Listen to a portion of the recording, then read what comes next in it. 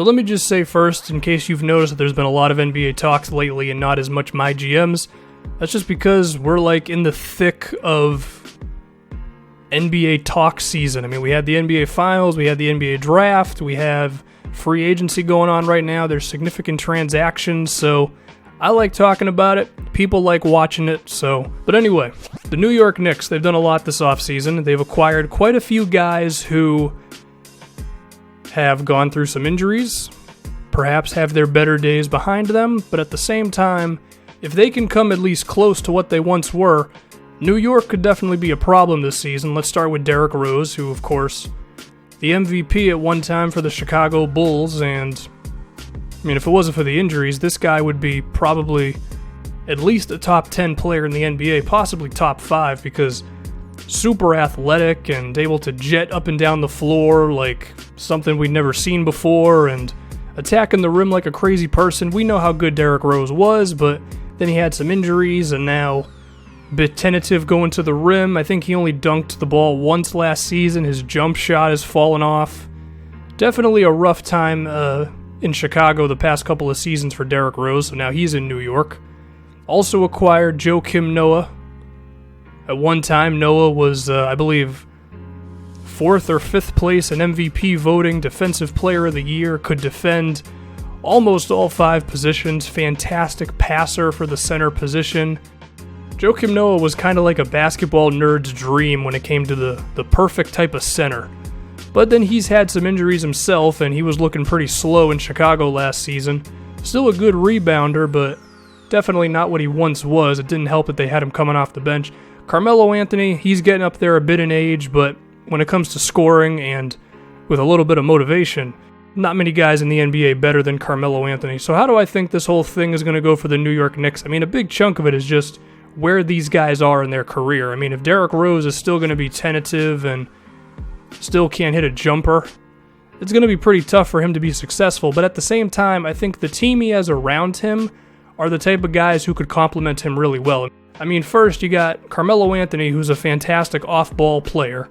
You also have Kristaps Porzingis, who was pretty much made to be a stretch center in today's NBA. I mean, he could end up being a better Dirk Nowitzki because he has all the shooting ability that Dirk has and all the potential to be a scoring big, but he also seems like he can be pretty damn good defensively as well, and he's probably a bit meaner than Dirk was as well. So I think those two could be very good pick-and-roll options for Derrick Rose. Now, if Derrick can get back to just beating his guy off the dribble without even having to call a play, then this Knicks team could be really something, because if Derrick beats his dude off the dribble, gets inside, and then he's able to kick out to Carmelo Anthony or Kristaps Porzingis, or just dump it off to Porzingis because he's going to be around the rim a lot too. He also has Courtney Lee, who they signed in free agency. He's a fine shooter as well.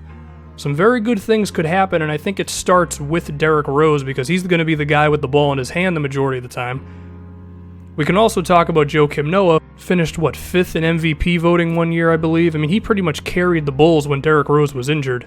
But he's had some injuries himself. He fell out of the starting lineup in Chicago. But even then, I still think Noah has a chance to have a bit of a bounce back in terms of defense and rebounding and finishing around the rim. But what I'm really hoping to see from Noah is his passing, because he was averaging like 4 or 5 assists a game for the Bulls a few seasons back. And I think the way Golden State uses Draymond Green in the post in half-court offense to dish it off to Klay Thompson or Steph Curry and soon to be Kevin Durant, I would like to see Noah, if he can do that at this point in his career with his passing, because it could be really intriguing if you dump the ball to Noah in the post and then Courtney Lee, Carmelo Anthony, as well as Porzingis set a series of screens for each other with one of them getting open, because all 3 of them are quality shooters. I would really like to see if the Knicks run that sort of thing. But at the same time, if Joakim Noah is a bit too slow and he's just simply not as good as he once was from the injuries, I don't know how effective he can really be for them. He still averaged about 9 rebounds a game for Chicago coming off the bench, so I think he's going to be decent. But we don't know. A big chunk of this is just going to be how good can these guys bounce back from the injuries they've had. There's also Jeff Hornacek, who ran a very pick-and-roll heavy offense with Phoenix when he had Goran Dragic.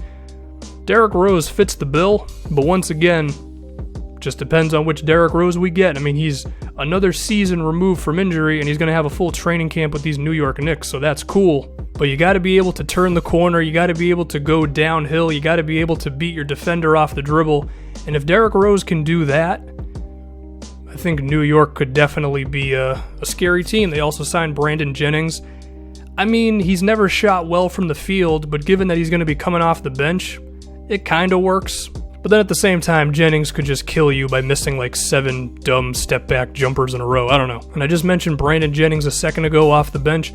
These guys better re-sign Lance Thomas, because this dude shot very well from 3 last season and just a really efficient player from everywhere on the floor. So hopefully they re-sign Lance Thomas, because he's a quality dude. I think another interesting thing is if you want to run some Carmelo Anthony post-ups, how can you acclimate Derrick Rose into an offense where Carmelo Anthony is going to have the ball a lot? I mean, I think Derrick Rose at one time had the potential to be a great cutter to the basket with Melo having the ball in an isolation or a post-up, but Derrick only dunked the ball once last season, so maybe he can't do that anymore. I don't know. I can't tell the future. So, again, I think this is all just dependent on how healthy are these guys. It's going to be interesting. I expect Porzingis to take a jump this season. It's going to be interesting with the Knicks, man. If I really had to pick how well they're going to do, I'll give them like a 5th or 6th seed. I mean, I can't assume these guys are all going to bounce back and be the star players they once were, but at least if they're decent, there you go. Anyway, I'm done.